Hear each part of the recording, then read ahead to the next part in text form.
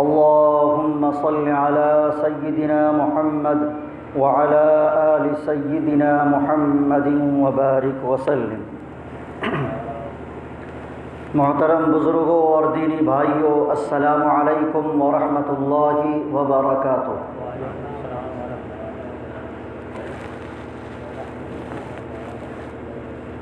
انسانی تخلیق کا بنیادی مقصد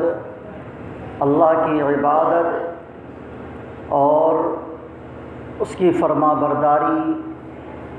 اطاعت شعاری ہے۔ اگرچہ حصول معاش بنیادی مقصد نہیں، لیکن اسلام نے مسئلہ معاش کو اور حصول معاش کو اور اپنے اقتصادی اور معاشی نظام کو درست کرنے اور مضبوط کرنے پر زور دیا ہے۔ یعنی انسان پیدا اس لیے کیا گیا ہے کہ وہ اللہ کی عبادت کرے، اس کی بندگی اور اطاعت کرے۔ بنیادی مقصد یہ ہے تخلیق کا۔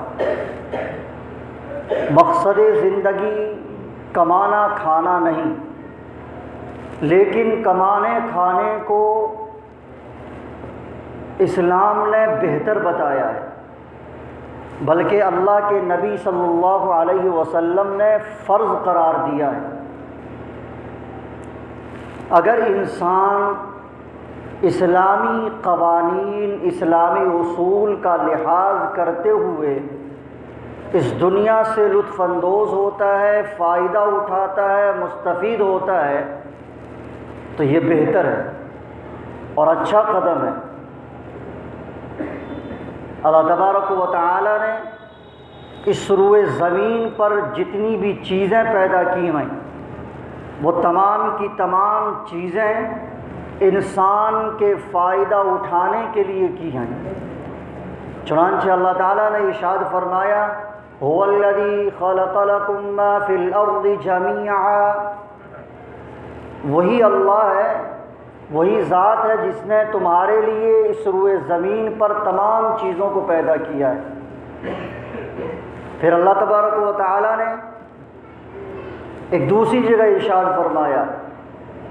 وَلَقَدْ مَكَّنَّاكُمْ فِي الْأَرْضِ وَجَعَلْنَا لَكُمْ فِيهَا مَعَائِشَ، اور ہم نے تم کو اس روئے زمین پر اقتدار عطا کیا ہے، تمہیں حکومت دی ہے، سلطنت دی ہے، طاقت دی ہے، قوت دی ہے، رہنے کے لیے ہم نے جگہ دی ہے، اور ہم نے اس روئے زمین میں تمہارے لیے زندگی گزارنے کے اسباب پیدا کیے ہیں، بنائے ہیں، فراہم کیے۔ لہذا انسان کو چاہیے کہ انسان فکر معاش کرے اور اپنے اقتصادی اور معاشی نظام کو، اکنامک سسٹم کو درست کرے اور مضبوط کرے، اس کو مستحکم کرے۔ اللہ تبارک و تعالی نے قرآن کریم میں جگہ جگہ اس کو بیان کیا ہے، اس کی فضیلت کو، اس کی اہمیت کو، اور اللہ کے نبی صلی اللہ علیہ وسلم نے احادیث کے اندر مختلف مواقع پر اس کو تفصیل کے ساتھ بیان کیا ہے، اور انبیاء کرام علیہم الصلاۃ والتسلیم کی سنت قرار دیا ہے۔ اللہ تبارک و تعالیٰ نے ارشاد فرمایا، هو الذی سخر البحر لتأکلوا منه لحما طریا وتستخرجوا منه حلیة تلبسونها وترى الفلك مواخر فيه ولتبتغوا من فضله ولعلكم تشکرون۔ وہی ہے جس نے سمندر کو تمہارے لیے مسخر کر دیا ہے، تمہارے تابع اور فرما بردار بنا دیا ہے سمندر کو، تم اس سے تازہ گوشت یعنی مچھلی نکالتے ہو، وہ کھاتے ہو، اور اس سے زیور نکالتے ہو جس کو پہنتے ہو، اور اے مخاطب تم دیکھتے ہو سمندر کے اندر کشتیوں کو اور جہاز کو کہ وہ پانی کو چیرتا پھاڑتا ہوا جہاز جا رہا ہے، وہ کشتی چل رہی ہے۔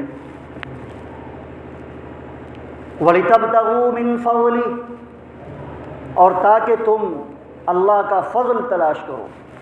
روزی تلاش کرو، رزق تلاش کرو، اور تاکہ تم اللہ کا شکر ادا کرو۔ اور اللہ کے نبی صلی اللہ علیہ وسلم نے یہ ارشاد فرمایا کہ طلب الحلال فریضۃ بعد الفریضہ، کہ جس طرح سے روزہ فرض ہے، نماز فرض ہے، زکوٰۃ فرض ہے، حج فرض ہے، اسی طریقے سے کمائی کرنا، حلال طلب کرنا یہ فرض ہے۔ مال حلال طلب کرنا ایک فرض ہے فریضوں کے بعد۔ نماز ادا کرنے کے بعد، روزہ رکھنے کے بعد، حج کرنے کے بعد، زکوٰۃ دینے کے بعد، یہ سب کیا کرنا ہے؟ کسب حلال کرنا ہے۔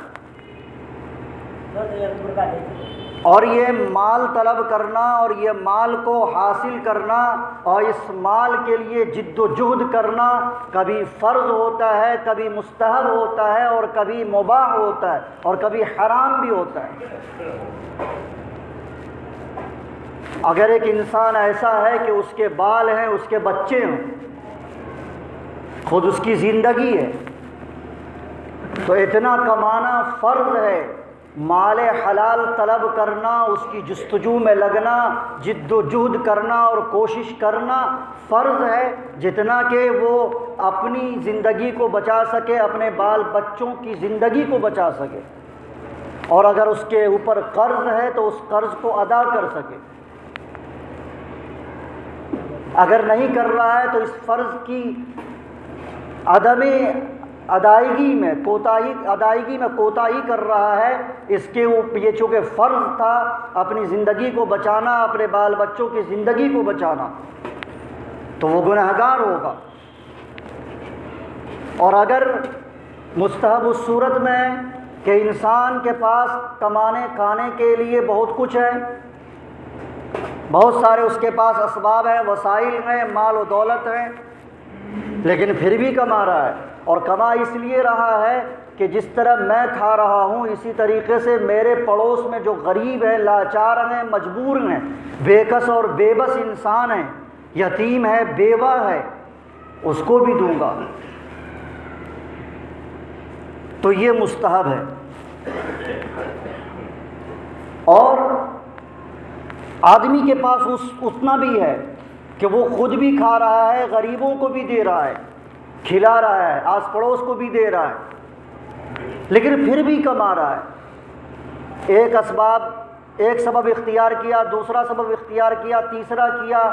ایک دکان، دو دکان، تین دکان، ایک ذریعہ، دو ذریعہ، تین ذریعہ، اب اس کے آگے بھی چل رہا ہے وہ،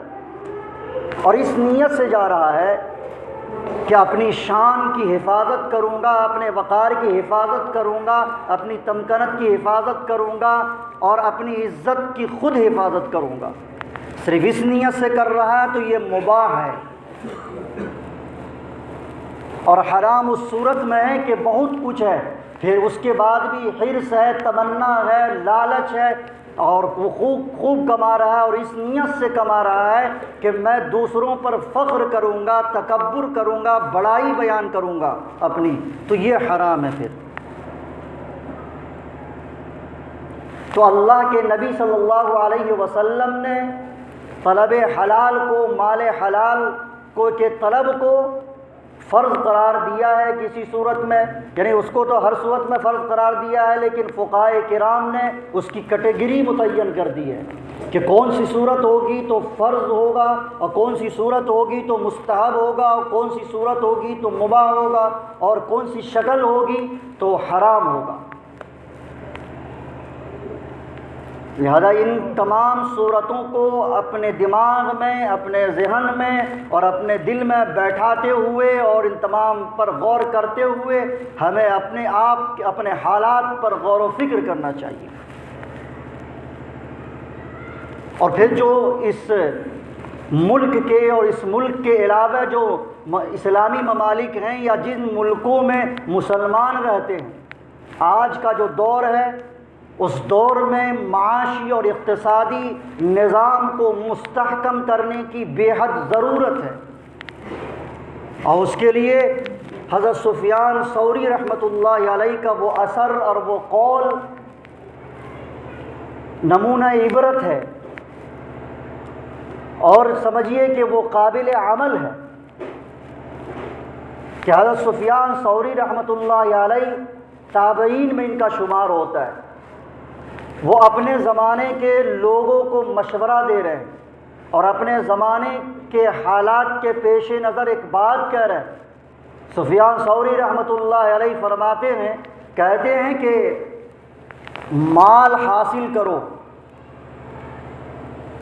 اور اپنے معاشی اور اقتصادی نظام کو مستحکم کرو۔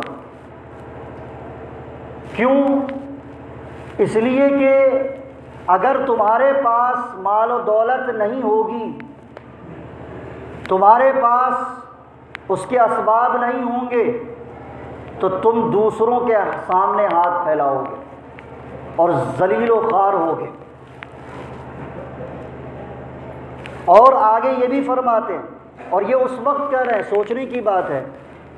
ایسا کیوں ہوتا ہے، اور اللہ کے نبی صلی اللہ علیہ وسلم نے ایک حدیث میں بھی بیان کیا اس کو، کاد الفقر ان یکون کفرا۔ بہت سی مرتبہ ایسا ہوتا ہے کہ انسان جب غریب ہوتا ہے، اس کے پاس پیسے نہیں ہیں، اس کے پاس مال نہیں، اس کے پاس دولت نہیں، تو وہ کافر ہو جاتا ہے، کفر کے قریب پہنچ جاتا ہے وہ، اب بعض مرتبہ تو ایمان سے ہاتھ دھو بیٹھتا ہے۔ کاد الفقر ان یکون کفرا۔ تو سفیان ثوری رحمۃ اللہ علیہ نے کہا کہ پہلے کا زمانہ تھا کہ پہلے کے زمانے میں مال و دولت کو جمع کرنا برا سمجھا جاتا تھا۔ کیوں؟ اس لیے کہ اس زمانے کے لوگوں کے اندر زہد و تقویٰ تھا، قناعت پسندی بہت زیادہ تھی، اس لیے لوگ مال و دولت کو جمع کرنے کو برا سمجھتے تھے۔ اور دوسری بات یہ تھی کہ اس وقت کے جو خلفاء تھے، اس وقت کے جو بادشاہ تھے، وہ لوگوں کو پینشن دیا کرتے تھے، بیت المال سے وظیفے مقرر تھے ان کے، اور ہر شخص گھر بیٹھے بیٹھائے قوت لا یموت حاصل کر لیتا تھا۔ لیکن اب کا جو زمانہ ہے کہ اب اگر مال و دولت حاصل نہیں کرو گے تو دست سوال دراز کرنا ہوگا، اور اس طرح تم ذلیل و خوار ہوگے۔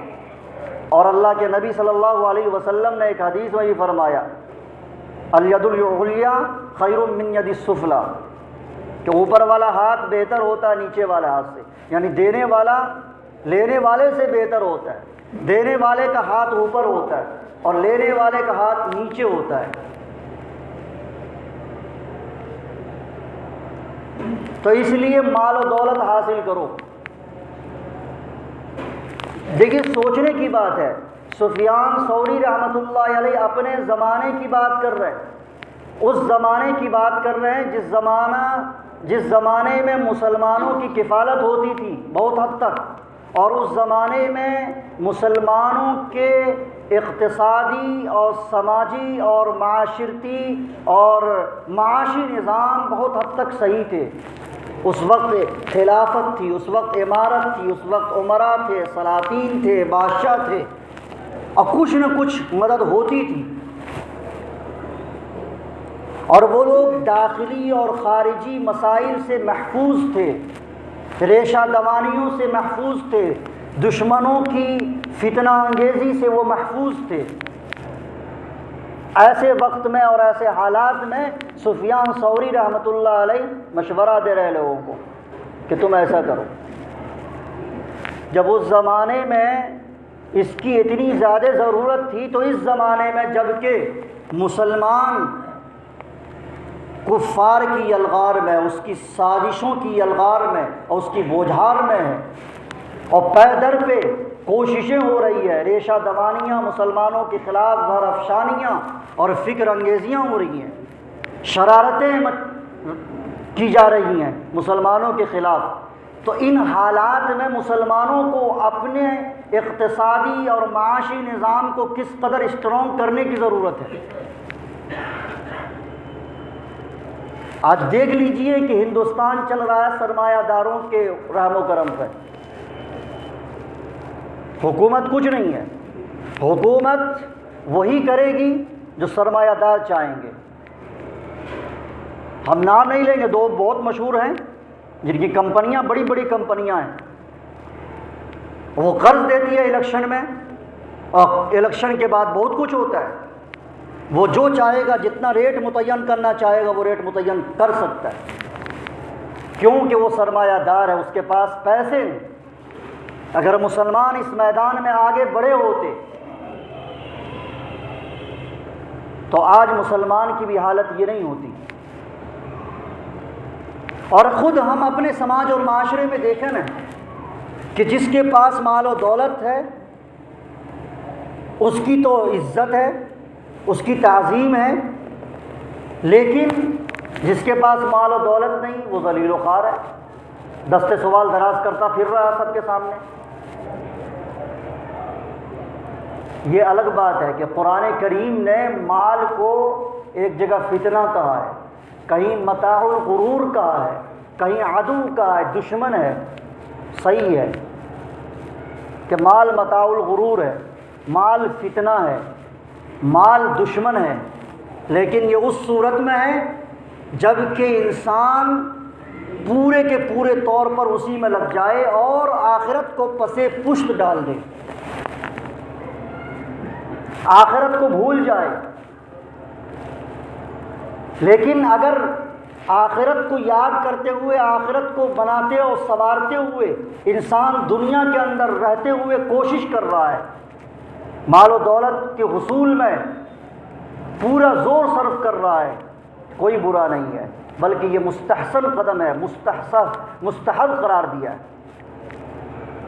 اور آخری درجہ تو مباح کا ہے ہی۔ اور سفیان ثوری رحمۃ اللہ علیہ نے آگے یہ بھی کہا کہ اگر کسی کے پاس تھوڑا مال ہے تو چاہیے کہ وہ اس کی اصلاح کرے۔ مال کی اصلاح دو طریقے سے ہوگی، وہ مال تھوڑا ہے تو کفایت شعاری کرے، اس میں اسراف نہ کرے، تھوڑا تھوڑا کر کے خرچ کرے، جو ضرورت ہے وہی۔ اب دوسرا طریقہ یہ ہے کہ تجارت وغیرہ میں انویسٹ کر دے، بزنس میں لگائے، وہ کسی کاروبار میں لگا دے اور اس کے ذریعے سے اس کی اصلاح کرے۔ یہ دو طریقے ہیں۔ تو کیا ہوگا کہ انسان ترقی کرے گا پھر، اور دوسروں کے سامنے دستے سوال دراز کرنے سے محفوظ رہ جائے گا، اس کی بنیادی ضرورتیں پوری ہوتی رہیں گی۔ ہاں یہ ہے کہ بڑی بڑی ضرورتیں تو بڑے بڑے مالدار بھی مانگ لیتے ہیں، اگر کبھی بڑی ضرورت پیش آ گئی تو ایک مالدار دوسرے مالدار سے مانگ لیتا ہے کہ بھائی فلاں ایسا ایسا ہے کہ مجھے ضرورت ہے، دے دو، ہم دے دیں گے۔ تو بڑی ضرورتیں آئیں گی تو اس وقت تو خیر بڑے لوگ بھی مانگتے ہیں، ضرورت پڑ جاتی ہے تو، اور نہیں مانگا تو لون لیتے ہیں، جو بہت غلط ہے، بینک سے سود پر۔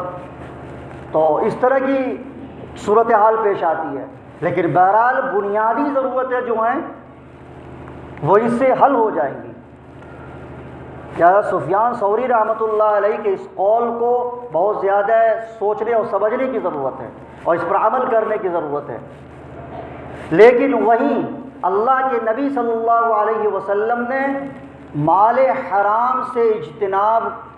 کرنے کو فرمایا ہے کہ اس سے بچنا چاہیے۔ آج جو صورتحال ہے پوری دنیا کی، پورے انٹرنیشنل لیول پر فرار ہو رہا ہے، چونکہ لوگ بے روزگار ہو گئے نا، بے روزگار ہوئے تو اب ایس ایم ایس کے ذریعے سے، فون کے ذریعے سے اور انٹرنیٹ کے ذریعے سے فراڈ کر رہے ہیں، لوگوں کو جھانسا دیتے ہیں اور پیسے اینچ رہے ہیں۔ اور اس کو کمائی کا نام دے رہے ہیں، یعنی بے غیرتی کی انتہا ہو گئی۔ ہاں؟ اس قدر بے غیرت لوگ ہیں اس زمانے میں کہ کما رہے ہیں حرام طریقے سے، لوگوں کو سامنے جھوٹ بولتے ہیں، فراڈ کر رہے ہیں، دھوکہ دے رہے ہیں، اور کہہ رہے ہیں کہ میری آمدنی ایک دن کی اتنی ہے۔ نیشنل لیول پر تو تھا ہی جو فراڈ تھا، اور دھوکہ دے رہے تھے، لوگ کما رہے تھے۔ کمپنی سے فون آ گیا کہ بھائی آپ کے نام پہ لاٹری نکل گئی ہے، آپ اپنے کھاتے میں، اس کھاتے میں اتنا پیسہ جمع کر دیں، یہ آپ کو پہنچ جائے گا سامان۔ اب جو لوگ ہوئے وہ انہوں نے، جو نہیں سمجھدار ہوتے ہیں وہ دے دیتے ہیں۔ اب بس وہ آ رہا ہے، شاید کہ وہ کبھی نہ آئے زندگی میں، اور آئے گا بھی نہیں، اور آتا بھی نہیں ہے۔ اب تو انٹرنیشنل لیول پہ فراڈ ہو رہا ہے نا، کہ آپ کے نام اتنا کچھ لکھا ہے، ہم غریبوں کی مدد کر رہے ہیں، تو آپ اپنے غریبوں کی مدد کے لیے آپ جو ہے نا، ہم اتنا سامان آپ کو بھیج رہے ہیں۔ ایک صاحب کے ساتھ یہ معاملہ ہوا ہے ابھی، ہے نا، تو اب وہ ایئرپورٹ پہ کبھی سامان پہنچ گیا ہوا ہے، وہیں سے فون کر کر کے وہ پیسے لے رہے ہیں، اور اس کو کیا کمائی کا نام دے رہے ہیں، آمدنی کا نام دے رہے ہیں۔ یہ صورتحال پیدا ہو گئی ہے، بے غیرتی کی انتہا ہے۔ اور اس میں صرف یہ نہیں کہ غیر مسلم کے لیے تو حلال و حرام کچھ بھی نہیں ہے، اس کے سامنے سب کچھ ہے، خط امتیاز کچھ نہیں، مسلمان بھی ملوث ہے اس میں۔ حالانکہ جی مسلمانوں کو چاہیے کہ وہ حلال و حرام کے درمیان تفریق کرے، خط امتیاز باقی رکھے کہ یہ حلال ہے اور یہ حرام ہے، ہمیں یہ کرنا ہے اور یہ نہیں کرنا ہے۔ تو اللہ کے نبی صلی اللہ علیہ وسلم نے کہا کہ حرام سے بچو، اور یہ بھی ارشاد فرمایا تو کل لحم نبت من السحت کانت النار اولی بہ، کہ ہر وہ گوشت، ہر وہ جسم جس کی نشو و نما حرام مال سے ہو، دوزخ کی آگ ہی اس کے زیادہ مناسب ہے۔ کانت النار اولی بہ، زیادہ حقدار ہے جہنم کی آگ اس کے لیے۔ اور اللہ کے نبی صلی اللہ علیہ وسلم نے یہ بھی ارشاد فرمایا کہ اگر کوئی بندہ ایک حرام کا لقمہ کھا لیتا ہے، ایک لقمہ کھا لیتا ہے، 40 دن تک اس کا کوئی نیک عمل قابل قبول نہیں ہوتا۔ اور پھر یہ کہ کوئی بندہ کچھ خرید رہا ہے، مثال کے طور پر چادر خرید رہا ہے، 10 دینار میں خریدا ہے، ایک مثال سے سمجھایا، 10 دینار میں خریدا، 9 دینار اس میں حلال تھے اور 1 دینار حرام کا تھا، 1 دینار صرف اور 9 دینار حلال کے۔ جو بھی نماز پڑھے گا کوئی نماز قابل قبول نہیں جب تک اس چادر کو اوڑھ کر پڑھے گا یا اس کپڑے کو پہن کر پڑھے گا، نماز قابل قبول نہیں۔ تو اللہ کے نبی صلی اللہ علیہ وسلم نے اس طرح سے اس کی وعیدیں سنائی کہ آپ جائز طریقے سے حاصل کریں اور ناجائز سے بچیں، اور جائز طریقے سے چاہے جتنا بھی کوئی انسان حاصل کرے اور نیت صحیح کر کے کرے، تو اسلام نے اس کی حوصلہ افزائی کی ہے اور کہا کہ یہ مستحسن قدم ہے۔